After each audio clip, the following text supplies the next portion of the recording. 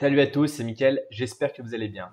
Aujourd'hui, on se retrouve dans une nouvelle vidéo. On va parler de certification pour les personnes qui veulent faire de l'organisationnel en cybersécurité. Avant de débuter cette vidéo, je vous invite tout de suite à mettre un like et à vous abonner. J'avais fait une précédente vidéo sur les certifications offensives et techniques que beaucoup de personnes m'ont demandé et je pensais que c'était également intéressant de faire une vidéo sur les certifications organisationnelles.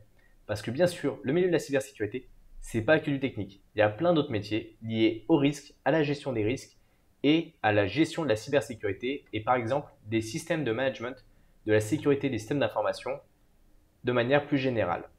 Alors, il y a deux, trois certifications qui font quand même office de référence dans ce domaine-là. On a l'ISO 27001.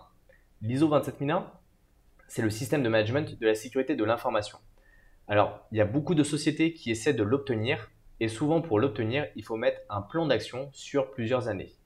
Là, une fois que vous avez envie de vous former à cet accompagnement, vous avez besoin de monter en compétence sur tout ce qui est normes organisationnelles, analyse de risque et gestion de la sécurité de manière assez large. Il existe plusieurs certifications qui sont délivrées par quelques entités, dont par exemple mon ancienne société dans laquelle je travaillais, qui faisait passer la lead auditor, qui est le niveau le plus bas, où vous êtes capable de faire un audit d'une organisation pour voir justement si elle est capable de mettre en place l'ISO 27001 et quelles sont les recommandations que vous pouvez lui donner. Alors, j'ai vu passer les cours, je ne l'ai jamais passé, donc je ne suis pas un expert dans ce domaine-là. Si vous l'avez passé, je veux bien votre retour parce que je connais les grandes lignes, j'ai accès aux documents, je sais comment ça fonctionne, mais je vous avoue que je ne sais pas trop comment se passe l'examen, hormis le fait que c'est un QCM. Vous avez ensuite le niveau du dessus, qui est la lead implémentor. C'est-à-dire qu'une fois que vous savez auditer ce système-là, vous connaissez les différentes règles, vous faites en général des entretiens et des états des lieux en termes de cybersécurité, et c'est globalement la norme qui est la plus utilisée. On va avoir ce qu'on appelle le lead implémentor. C'est la personne qui va aller implémenter l'ISO 27001 dans une structure. Vous avez une société qui se dit OK, j'ai besoin de mettre en place de la cybersécurité sur le long terme. On va partir sur cette certification-là. Et donc, j'ai besoin de quelqu'un qui m'aide à l'implémenter dans l'ensemble des tâches, de l'étape 0 à l'étape Z. Et donc, c'est très important. C'est des personnes qui ont en général beaucoup plus d'expérience qui vont aller faire cet élément-là.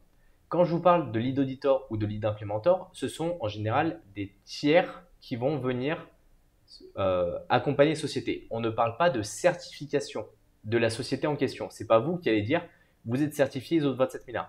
Si vous êtes auditeur, vous allez dire voilà ce qu'il faut faire pour être certifié ou pour ne pas avoir de non-conformité majeure au prochain audit. Vous voyez, c'est différent parce qu'il y a de mémoire un organisme qui valide cette certification-là.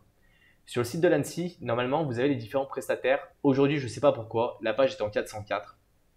Elle devrait revenir, je vous mettrai quand même le lien dans la description. On a ensuite la partie manager, risk manager. Quand vous êtes responsable de la sécurité des systèmes d'information dans une entreprise, vous êtes obligé de gérer l'ensemble des risques du système d'information, de toutes les données qui peuvent circuler sur votre système d'information. Et donc là, souvent, on va parler plutôt de l'ISO 27005 avec la certification Risk Manager qui permet d'appréhender au mieux les risques, de mieux gérer en tout cas une analyse de risque et de pouvoir l'implémenter. Je sais que beaucoup de personnes, quand on parle d'organisationnel, de gestion des risques, de management, ils me parlent du CISSP. Alors le CISSP, j'ai donné des cours de CISSP, donc je sais vraiment ce que c'est. Et c'est globalement un QCM que vous allez devoir passer. C'est quelque chose de très générique. Nous, on essaie de mettre de l'architecture sécurisée interne pour expliquer aux gens un peu mieux comment ça fonctionnait. Mais j'ai un ami qui a passé le CSSP avec le QCM en entier. Vous apprenez par cœur les réponses. Il dit il y a à peu près 1000 réponses à apprendre et vous l'avez hyper facilement. Le problème, c'est que ça valide en fait votre expérience. C'est pas là pour vous apprendre des choses. Et c'est globalement très reconnu dans le monde anglo-saxon pour faire CISO, qui est globalement l'équivalent de responsable sécurité. Et vous devez avoir une certaine expérience avant de pouvoir la passer. C'est pour ça que tous les cours en ligne que vous trouvez pour préparer la CSSP, c'est pour des personnes qui travaillent déjà dans le milieu de la cyber, donc ils n'ont pas forcément grand-chose à apprendre de ces cours-là. Et nous, quand on devait les donner en école d'ingénieur à des bac+5, on essayait de leur faire du côté pratique. Ça ne servait à rien de leur faire apprendre des questions bêtes et machin. Ça allait leur servir strictement à rien parce qu'ils ne pourraient même pas le passer. Ils n'ont pas l'expérience en fait pour le passer. Et c'est là où je trouve vraiment dommage en fait que ça soit autant poussé.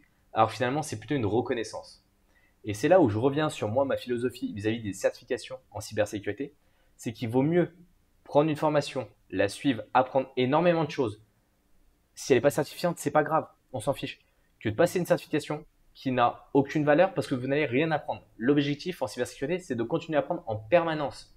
N'allez pas en permanence vers des programmes qui sont certifiants. Allez vers des programmes qui vont vous apprendre des choses. Au début, des choses assez génériques et après, des choses plus spécifiques en fonction de la thématique dans laquelle vous avez envie d'évoluer. Par exemple, pour les personnes qui débutent, et je trouve que c'est vraiment très bien pour mettre un pied dans la cybersécurité, vous avez Secnum Academy qui est proposé par l'ANSSI, l'Agence nationale de la sécurité des systèmes d'information, qui propose un MOOC qui est totalement gratuit, qui vous permettra de comprendre un petit peu les outils numériques et la cybersécurité de manière assez générique. Je vous invite à vous créer un compte dessus, à suivre la formation, parce que moi, ça vous donnera les premières bases, en tout cas, de la cybersécurité. Ça vous apprendra ce qu'est la disponibilité, l'intégrité, la confidentialité, l'imputabilité, qui sont des notions qui sont vraiment très fortes et qui sont indispensables à maîtriser en cybersécurité.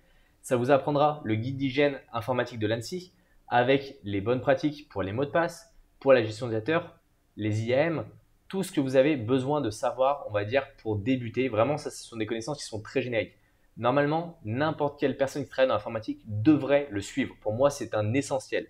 Vraiment, c'est indispensable. Après, pour ceux qui souhaitent aller plus loin, j'ai une formation en cybersécurité pour les personnes qui souhaitent vraiment en faire leur métier. Vous trouverez le lien dans la description. Il vous permettra en tout cas d'évoluer rapidement vers une formation qui vous apprendra les essentiels.